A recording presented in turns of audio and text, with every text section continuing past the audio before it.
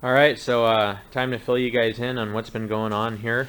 Pretty much the same old shit, but you know, I figure I'll show you guys anyway. So, I bought another one of these Eaton Viper 90s. This is easily the worst one I've ever bought. Just beat, all fucked up. But you know, these little suckers make money. They really do. Um, I like to buy and sell these things because they bring in, you know, the best money. And um, I don't know, people just like, you know, their kids to be riding and they're willing to pay the money for this kind of stuff. So um, this one I've got my work cut out for me though. They spray painted all these weird colors and um, it looked horrible, and that front spindle and hub was all screwed up, and so I got some parts coming for that stuff. Got a bad starter gear down in here. Um, there's a one-way starter clutch, kind of like a one-way bearing down in there, and there's an intermediate gear. Here it is. Here's the intermediate gear, and some areas of it have teeth, and some areas don't. So, got to get one of these coming. Not a big deal. You know, it's nothing but a thing. But, you know, by the time I'm done with this, I'd put my kids on it.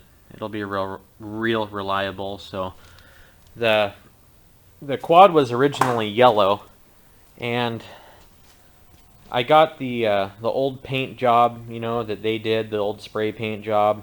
I got that off of there, but once I got down to the bare plastic, there wasn't much I could do about it. So I just bought some of that plastic paint, and I've had really good luck with it in the past. But I went back to yellow, so that way, if for some reason the stuff does scratch, at least it'll be yellow underneath. But this is the best I could get them to look, you know. Um, I mean, I had really no choice but to paint them, you know. And if I buy all new plastics for something like this, then you're not making any profit. So you got to work with what you have. But I've been picking away at this a little bit here. Got some. Look at the orange on these things. These are for the 5-year-old George. They're for his one, that black and yellow Viper. And a customer of mine wanted a blaster built for his kids, and this is a really bright silver here. It's a little brighter than I wanted it to be, but I sent this down. I took it all apart, sent it down, got it all sandblasted, then I primered it and painted it, and you know, we'll put it together mostly stock. I mean, this isn't really too interesting of a build, but you know, it's going to be from the frame up. So I'll do what I did with that Trimoto 175, and I'll just kind of post as we go here. But here's the start of one of these things. Got a Predator 90, which is identical to the Viper 90. Same motor, trans, blah blah blah. We're doing some stuff. We're putting a pipe on it and changing the rear over to disc brake. These things come factory drum, and the problem with that is when the little kids try to use the brakes, they just don't have the power in their hands to squeeze a lever for a drum brake. So we're going to disc, but it's amazing the you know, price between a Polaris and one of those Eatons, or I don't know the other brands that are similar to these. It's amazing the price difference for the same machine. I mean, the A-arms, shocks, steering, you know, right down to the controls on the bars, it's the same. The plastics are a little bit different, but basically the same bike. You just pay a hell of a lot more money. But this is actually a friend of mine's, and this is his kids, and this boy rides with my two kids, so I've seen this quad plenty, and it's been a good bike. It's just the same as the Vipers, though. Just the same. They go about the same speed, and You know, the gearing's about the same, but anyway, got that going on. Got the Banshee under a blanket there. I know I said a couple videos ago I was going to work on that nitrous system, and I've been trying to, and I've been thinking about it a lot, but I try to get stuff done for customers before I work on my own stuff, and it's just been busy in here. You know, got another customer bike here, little KTM 65. But that's what's been going on. I've been working on that quad, that KTM, the Blaster, trying to get our crap ready for another dune trip here this month. Got a generator over there. It's just the same old stuff, but I'll do a quick video when this is all done too. You know, just to see what you guys can do with a little bit of elbow grease and you know, a toolbox. You can.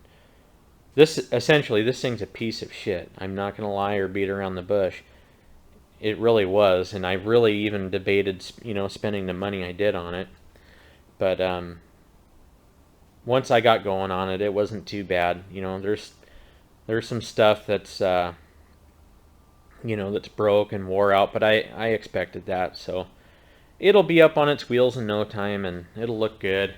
The center section of the body and the rear section, I just took those things down to the sandblaster, and the guy said he sandblasted fenders before for quads, and that spray paint was on there so good, it's all I could do, you know, it's all I could think of to do.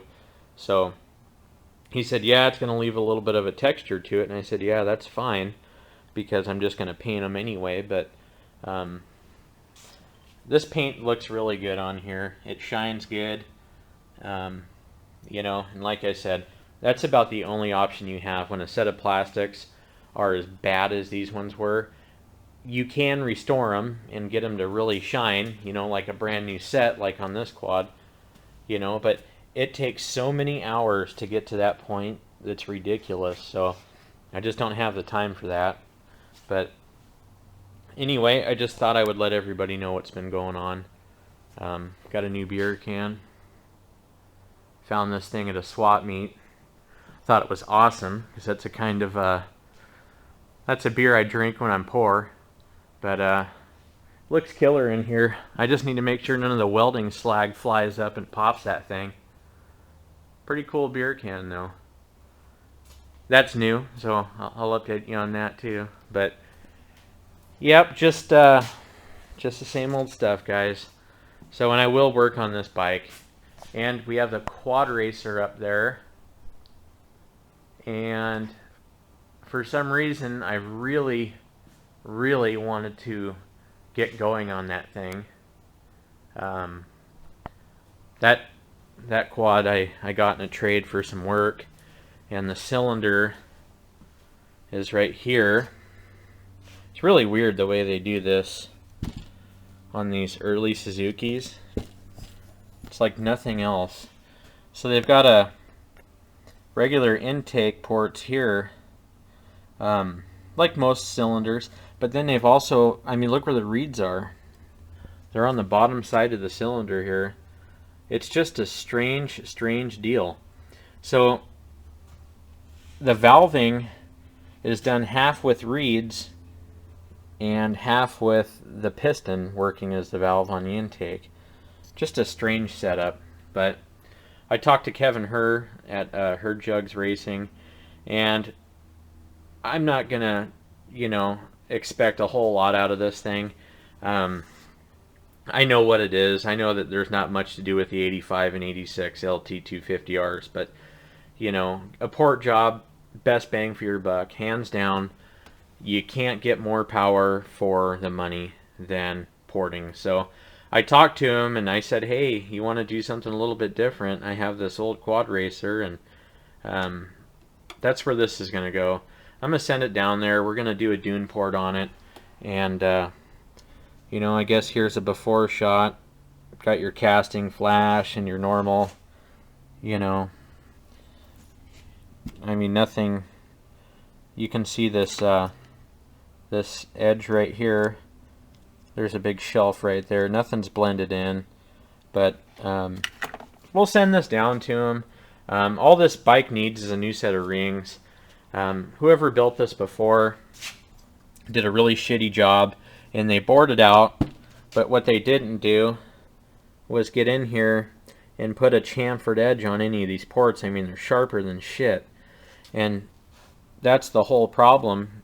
You know, you put a new set of rings in there with really sharp ports, you know, all these edges are super sharp. They just chew the rings right up. So it's got a new Wiseco in it, or newer, and you know, the bore still looks really good. We'll do a quick hone on it, but if you don't chamfer those intake port, or all of these ports, all you're going to do is chew your rings up, and that's exactly what happened in this. So the guy said, yeah, it didn't have very much power, and I did a quick compression test on it, and it only had 90 psi. It didn't even run. So that's one tip for you guys. If you're going to get something bored out, ask your machinist who did the bore work to chamfer the edges, or you can chamfer them yourself, but just make sure they're done. I mean, I wish you guys could see how sharp these were. You can almost cut paper with them. But once Kevin gets his hands on it, he'll chamfer all that and blend all this stuff in here, and we'll clean this up. And I want to get that quad racer going, though. I think it's a cool machine. You know, it's no Honda or Banshee or Quadzilla, but they're still cool. And, you know, the deal was right, so yep, that's what's going on. And like I said, I'll keep you guys posted on the Blaster project, and I'll keep you posted on this Viper 90 project. So, you know what I really should have done is did a video of what it looked like when I bought it. But, you know, like I said, they paint it. Like, look at the color. It's like this John Deere green. But they did a shitty job. None of it, you know, stuck for shit. But I mean, that's what it looked like. It looked like crap. The whole bike did. So the first thing I did is yard all these fenders off of here, and that to me looks a hell of a lot better. You know, just prepping them out really good and taking my time sanding them. That looks better to me than what he had. So anyway, I really like working on these mini quads. I think part of the satisfaction comes when you get to see the kids ride them, you know. Like, it's so cool to me to still see kids that ride ATVs and don't just, or dirt bikes, you know. We were hanging out at some friend's house, and, you know, their 7-year-old daughter was cruising around on a dirt bike, and I thought, man, you know, how badass is that? You know, that girl's out there on her dirt bike, and I just think it's cool when they're not inside playing the video games all the time. They're out riding this shit. I like to see that. So anyway, kind of a crappy day out. We just had a hailstorm. The sky is just dark. Just really dark. That's why I'm in the shop. But yep, talk to you guys later.